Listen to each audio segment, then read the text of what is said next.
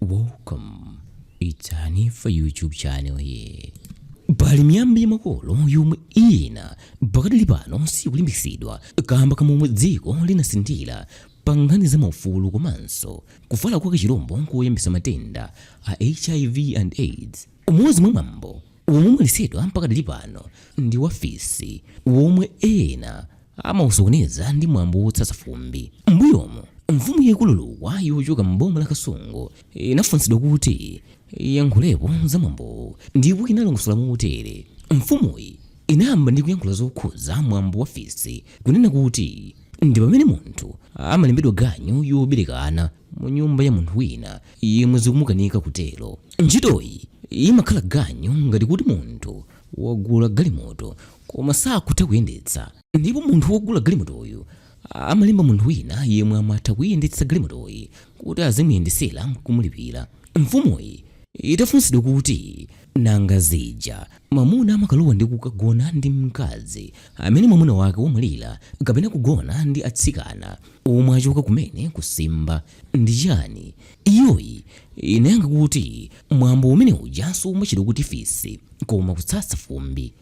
Fisi ndi pokhapokha ngati wina akulephera kuberekana mnyumba mwake, ndipo pofuna kuti asachite manyazi m'muzi amalemba Nchito Fisi kuti amberekere mwana kapena ana, koma zimakhala zachinsinsi kwambiri zomwe ziwa bamboyo mayiyo ndi Fisiyo basi. Kodi nanga kutsatsa fumbi ndi chani? Apa mfumuyi inayankha kuti kutsatsa fumbi kuli magulu angapo, ndipo gulu loyamba ndi pomwe mwamuna womwalira m'banja ndipo kumabwera mwamuna wina kuzagonana ndi mayi wosiyidwawo. Ukuku akuti kumakhala kugoneka mzimu wa malemuja.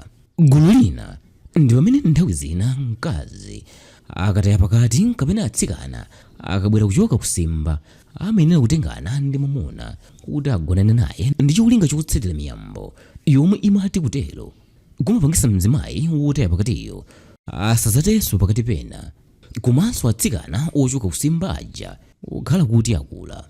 Mfumuyi itafunsidwanso zokhuza malipiro kwa munthu yemwe walowa ngati Fisi, ndipo inati zimatengera zomwe awiriwa akambirana, koma ena amatha kulipirana mbuzi, nkhuku kapenanso ndalama kumene. Mfumuyi inanenesa kuti palibe dipo lenileni popeza nkhanizi zimakhala zachinsinsi kwambiri, ndipo omwe amadziwa ndi omwe akuchita zimenezi. Inde ndikudziwa muli ndi mafunso onena kuti kodi pambuyo pa zonsezi ndipo ana aja akabadwa ndi kukula Fisi uja ndikutemene kuti akufuna ana ake zingakhale mutani?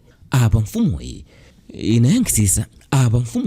inayankha kunena kuti ichi ndi chibwana chachikulu, chifukwa potengera momwe mwambo umayendera iye akagwira Nchito pathupi nkuoneka akangolandira zake basi kwatha kwa iyeyu. Zambuyo muno zayeni nyumbawo kuchita masewera pa nkhani akuluakulu akhoza kugwirapo Nchito, chifukwa wotereyu amakhala kuti waphwanya mwambo wachinsinsi womwe adavomereza yekha asanagwire Nchitoyo. Mfumuyi inatinso pakadali pano madera ambiri mdziko muno mwambo ngati uwu ukunkachepera popeza boma ndi mabungwe ambiri akuphunzitsa anthu zakuyipa kwake, komanso kuti kusatira zimenezi kupangisa matenda a HIV and AIDS kufalikira mdziko muno.